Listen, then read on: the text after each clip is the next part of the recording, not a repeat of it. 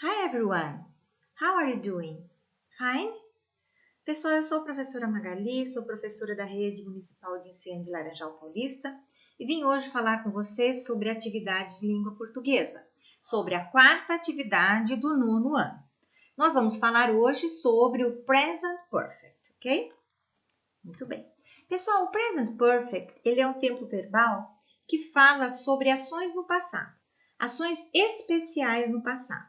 Mas antes disso, vamos dar uma olhadinha na sua formação. Como é formado esse tempo verbal? Ele é formado pelo verbo have, que nas suas terceiras pessoas, no he, she, it, tem a forma has, mais o verbo principal no past participle. Past participle ou o particípio passado. Ok? Muito bem, vamos ver um exemplo aqui. I have worked hard recently. Eu trabalhei muito recentemente. She has bought that old house. Ela comprou aquela velha casa. Muito bem. O que é o past? Como é que é formado o past participle, o particípio passado? Quando um verbo é regular, pessoal, o particípio passado dele é feito com acréscimo de ed, assim como o simple past. Tanto o simple past como o past participle é feito com acréscimo de ed. Se o verbo ele é irregular, nós encontramos esse particípio passado dele na terceira coluna daquela lista do passado dos verbos irregulares.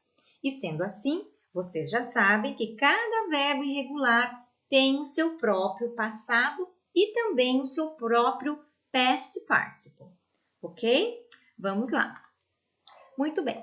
Os verbos no presente perfeito, no present perfect, eles devem ser usados no past participle, ok?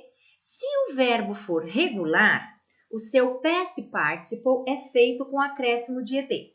Por exemplo, call, called, live, lived, travel, traveled. Agora, se o verbo for irregular, cada verbo terá o seu próprio past participle. Um exemplo, o verbo buy, que é comprar, bought, comprado.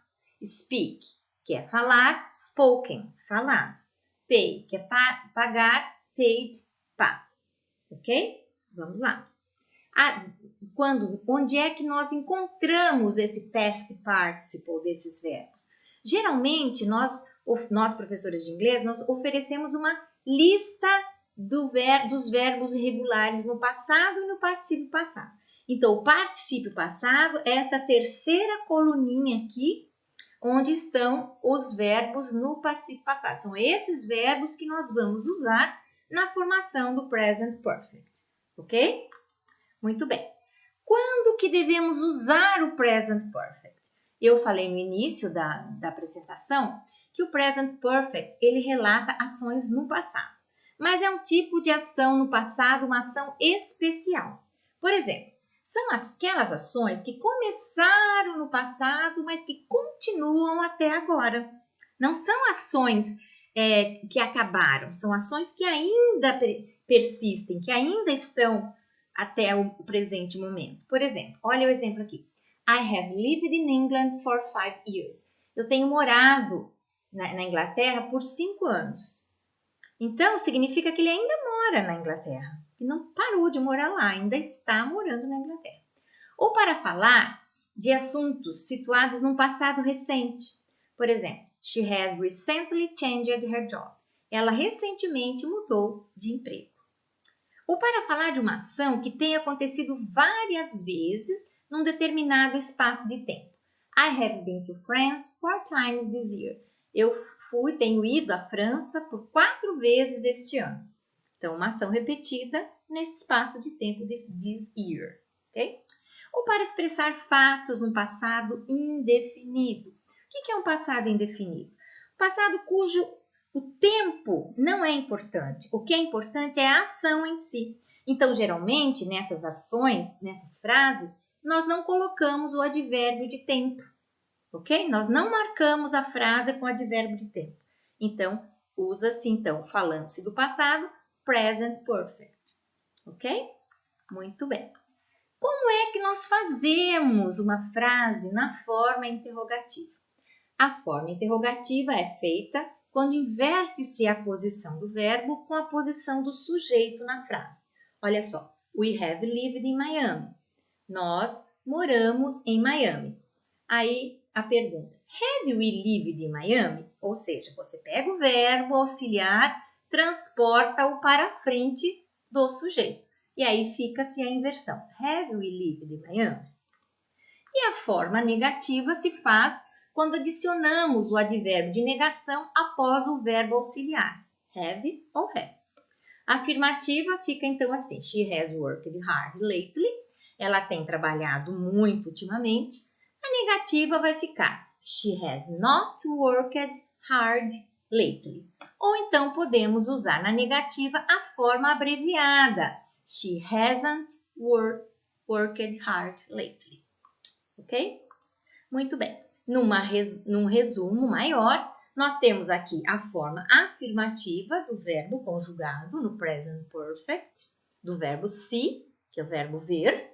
A forma negativa, tanto a forma extensa como abreviada, e a forma de question, a forma interrogativa. Beleza? Vamos lá. Para elaborar respostas curtas com o verbo no present perfect, nós, se formos elaborar respostas afirmativas, nós responderemos yes, I have. Se formos fazermos resposta negativas, responderemos no, I haven't. Logicamente, se for she has. Yes, she has. Se for we, yes, we have. Se for they, yes, they have. E se for qualquer outra pessoa, nós vamos adaptar a pessoa ao verbo auxiliar. O que quero marcar aqui é que numa resposta curta, nós usamos apenas o yes ou no, o sujeito, e apenas o verbo auxiliar. Não precisam ser a resposta no verbo completo. Ok? Vejamos então a nossa atividade. Essa atividade ela é composta de várias questions que nós precisamos responder com as respostas curtas, usando o yes ou no, e mais o sujeito, e mais have, ou haven't, se for negativo.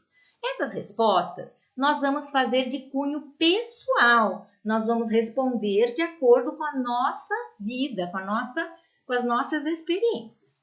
Então, vamos colocar só um exemplo. Have you ever ridden a horse, a camel or an elephant? Você alguma vez já andou de cavalo, de camelo, de elefante? Yes, I have. Eu coloquei I have porque eu já andei de cavalo, então yes, I have.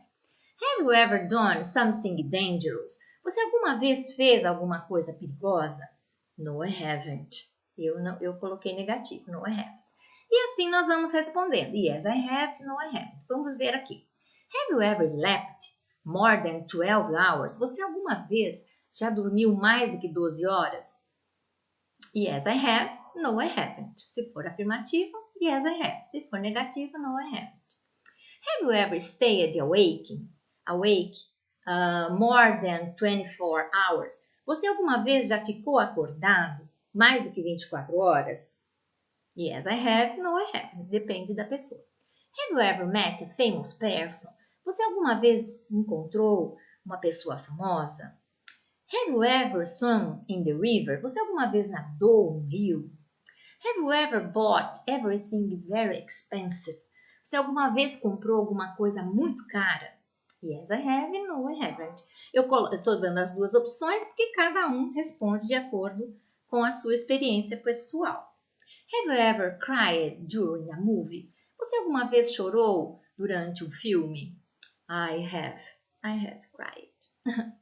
Yes, I have. Have you ever seen the snow? Você alguma vez viu a neve? Yes, I have. Have you ever eaten alligator? No, I haven't. Alguma vez você comeu jacaré? No, I haven't. Have you ever written a letter for your friend? Você alguma vez escreveu uma carta para o seu amigo? Yes, I have.